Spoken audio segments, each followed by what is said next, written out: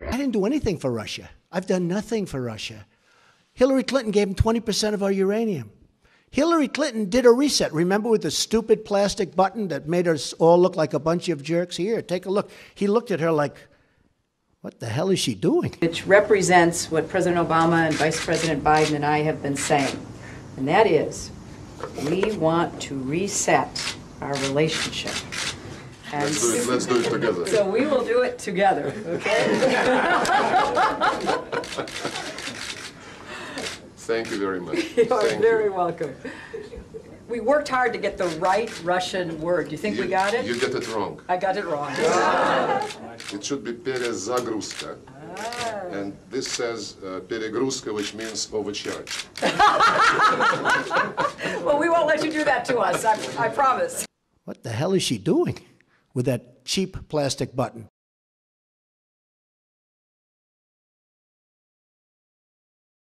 On day don't be so overly dramatic about it, Chuck. You're saying it's a falsehood, and they're giving Sean Spicer, our press secretary, gave alternative facts to that. But the point remains. Wait a minute. Alternative facts? Alternative facts. We know that 420,000 people used the D.C. Metro public transit yesterday, which actually compares to 317,000 that used it for President Obama's last inaugural. This was the largest audience to ever witness an inauguration, period. To become unsustainable. Kellyanne, General Flynn. That makes no sense. Are you for invading Iraq? Yeah, I guess so. Kellyanne Conway, Donald Trump's campaign manager, is here in Studio 57. Welcome. But at the end of the day, it can't. Hold on. It can't be. It can't be. Jonathan, thanks. I'll let Kristen talk. New York Times report that was cited. Okay, so I apologize that NBC News' reporting is based on the New York Times false reporting. But at the end of how can it be accurate reporting, Glenn? If it can be true. Okay, so the Secretary of Homeland Security just stood up, and so you're calling him a liar? He didn't say he saw the specifics. Jonathan, I'm talking to Glenn. I'm talking to you. Said that. As Joe mentioned, at times in recent days, Kellyanne Conway has struggled to be on the same page, to say the least, as the rest of the staff in the White House. That she books herself on these shows. We know for a fact she tries to book herself on this show. I won't do it because I don't believe in fake news or information that is not true. And that is every time I've ever seen her on television, something's askew, off, or incorrect. Another piece of news. Right. She's out of the loop. She's in none of the key meetings. She goes out and books herself often. And everybody, I will say, Kellyanne Conway does not need to text our show, at least as long as I'm on it, because it's not happening here.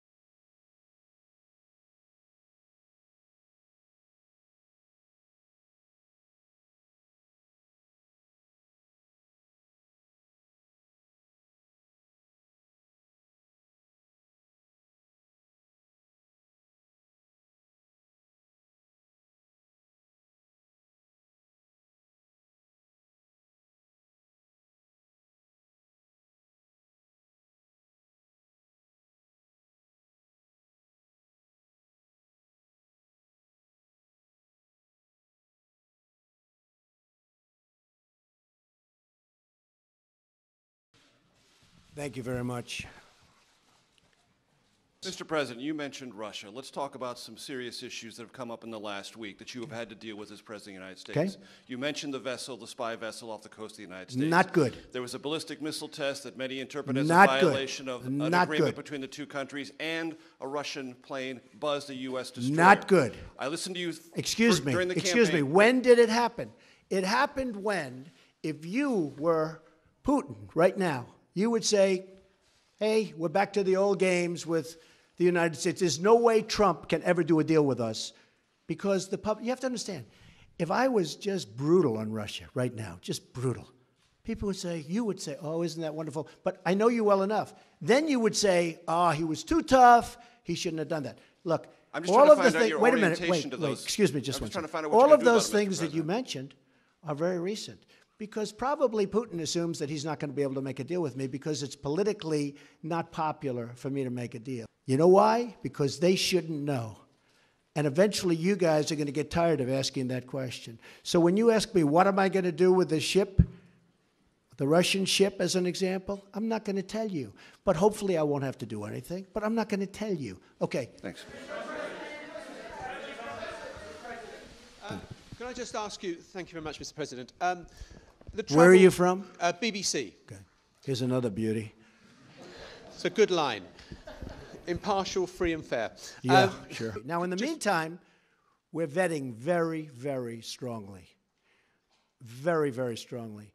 But we need help, and we need help by getting that executive order passed. Just a brief follow-up, but if it's so urgent, why not introduce... Yes, go ahead. Why not introduce... Yes, go ahead. Thank you. I just was hoping that we could get a yes or no answer on one of these questions involving Russia. Can you say whether you are aware that anyone who advised your campaign had contacts with Russia during the course of the election?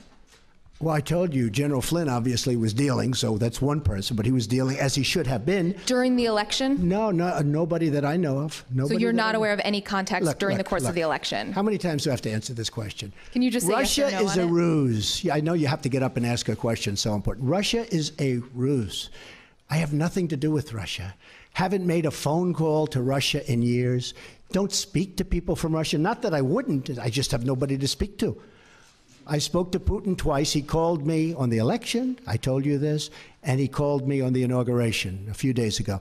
We had a very good talk, especially the second one. Lasted for a pretty long period of time. I'm sure you probably get it because it was classified, so I'm sure everybody in this room perhaps has it. How much longer should we stay here, folks? 5 more minutes. Is that okay? 5? Wait, let's see. I want to find a friendly reporter. Used to say it was John. You keep saying you have no time. Go ahead. Yes. Oh, this is going to be a bad question, but that's okay. Good, because I enjoy watching you on television. Go ahead. Well, thank you so much. Mr. President, I need to find out from you. You said something as it relates to inner cities. That was one of your platforms during your campaign. Now Fix the inner cities. Yeah. Fixing the inner cities. What will be that fix and your urban agenda, as well as your HBCU executive order that's coming out this afternoon?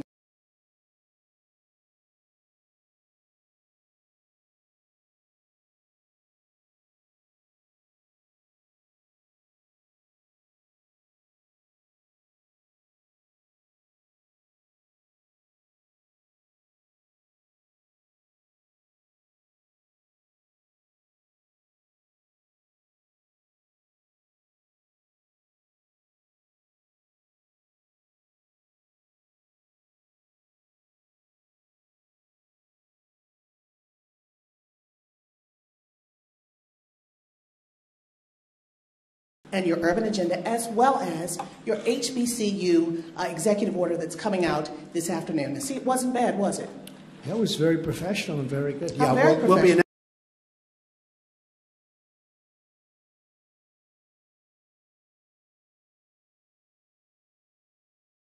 Our next guest is actually working for the Trump administration. America first met Omarosa as the supervillain of the first season of The Apprentice, and now she's working for him again as assistant to the... No, you never heard that, Omarosa? Not supervillain. Oh, just That's villain. like Okay. TV. That's big screen stuff. Now I like she's working as the director of communications for the Office of Public Liaison. Please welcome Omarosa. The criticism has been in the African-American community that Donald Trump doesn't really care about the community, and in fact, he's just using you as optics. First of all, no one uses me. No one uses me. First and foremost, let me just tell you a little bit about myself, and then you can understand how I got where I am. I grew up in Youngstown, Ohio, in the Westlake Projects, a housing project. So I am the embodiment of the American dream. I grew up on welfare, on Section 8 housing. My father was killed when I was 7 years old. I went to public schools. I went to Central Ohio, got to Howard University, and started to work in politics. So I earned my way to sit in the White House. No one gave me anything, okay? I just want to know if you're going to take his last name. Oh, of of course, he's my husband. He's going to be my husband in April. right. And I'm so happy that he's here with me, and he brings me such joy. And I hope that you one day can find that kind of joy in your life.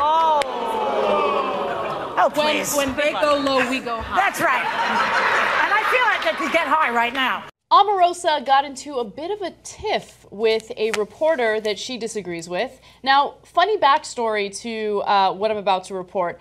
Apparently, Omarosa and the reporter that she got into an argument with, April Ryan, used to be best friends. In fact, April Ryan wanted Omarosa to be in her wedding. Yeah. But now things have actually devolved between them. So apparently they engaged in a huge argument outside of the White House, outside of the Oval Office last week. So the argument, which escalated to the point that Secret Service needed to get involved, was a result of accusations that the reporter, American Urban Radio Network's White House correspondent, April D. Ryan, was, quote, manipulated by the Hillary Clinton campaign. So Manigault, that's Omarosa, stood right in my face like she was going to hit me. I said, "You better back up." She thought I would be bullied. I won't be. That's a quote from Ryan. Also, during the altercation, Ryan and Manigault Manigault told her that she was among several African-American journalists who were the subject of White House dossiers. Manigault had previously said that Trump is, quote, keeping a list of opponents, though at the time she was referring to Republicans who voted against Trump. And Ryan's response to that was, good for you, good for you. You keep saying you have no ties. Go ahead. Yes. This is going to be a bad question, but that's okay. Good, because I enjoy watching you on television. Go ahead. Well, thank you so much. Mr. President, I need to find out from you. You said something as it relates to inner cities. That was one of your platforms during your campaign. Now Fix the inner cities. Yeah. Fixing the inner cities. What will be that fix and your urban agenda, as well as your HBCU executive order that's coming out this afternoon? See, it wasn't bad, was it? That was very professional and very good. Oh, Yeah, we'll be announcing the order in a little while, and I'd rather let the order speak for itself, but it'll be something I think that will be very good for everybody concerned. But we'll talk to you about that after we do the announcement. So we're going to do a lot of work on the inner cities. I have great people lined up to help with the inner cities. Well, when you say the inner cities, are you going to include the CBC, Mr. President, in your conversations with your urban agenda, your inner city agenda, as well as? Am I going to include? Are you going to include the Congressional Black Caucus and the Congressional? Well, I would. Caucus, I tell you what. Do you want to set up the meeting? Do you want to set up the meeting? No. Are they friends of yours? No, set up the meeting. I know some of them, but I'm sure. Let's go set up a meeting.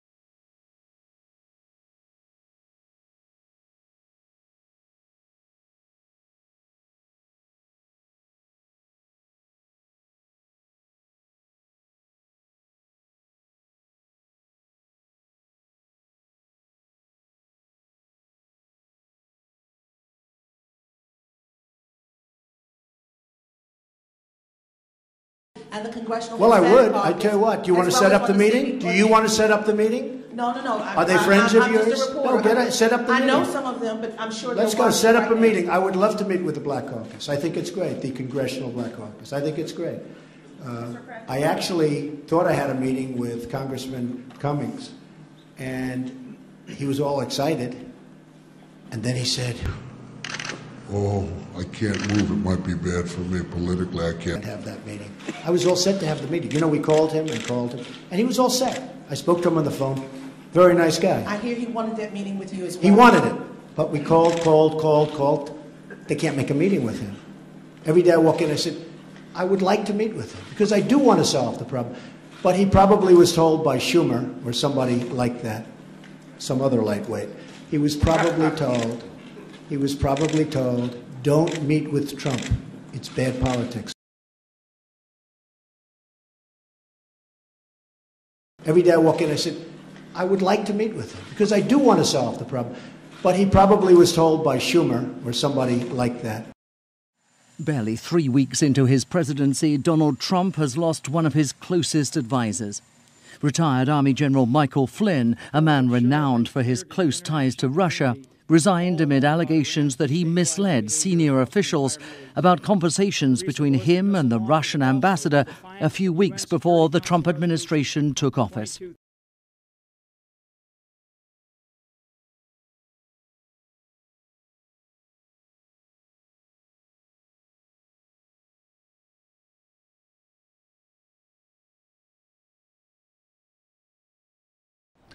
He may end up in Donald Trump's presidential cabinet if Trump wins. That's what some insiders are saying about former UN Ambassador John Bolton. Bolton stopped in Cincinnati today for a Steve Chabot fundraiser. He spoke exclusively with Local 12's Jeff Hirsch. This is a picture lots of Republicans like: former UN Ambassador John Bolton and Congressman Steve Chabot. But some see another possible picture: Bolton as Secretary of State if Donald Trump becomes president. Okay, so Rudy Giuliani and John Bolton are reportedly the favored picks for Secretary of State. Bolton is a former U.S. ambassador to the UN, would be an aggressive selection for Trump. He's called for the bombing of Iran to keep the nation from developing nuclear weapons.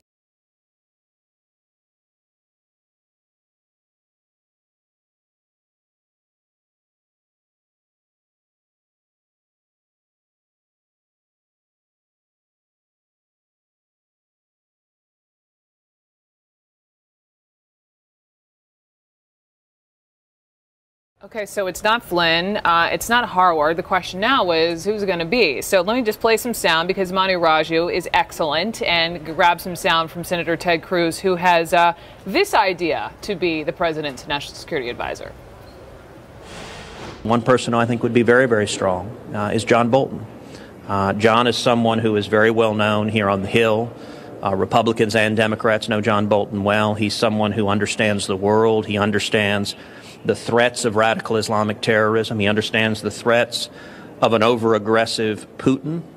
And at the same time, I think he has demonstrated an understanding that we should be reluctant to use military force, that we should do so only when absolutely necessary. And so I think there are lots of good people that are being considered, but I think someone like John Bolton would be a terrific choice.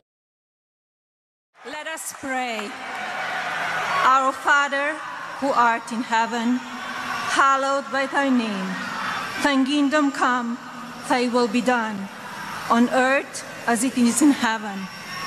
Give us this day our daily bread, and forgive us our trespasses, as we forgive those who trespass against us. And lead us not into temptation, but deliver us from evil.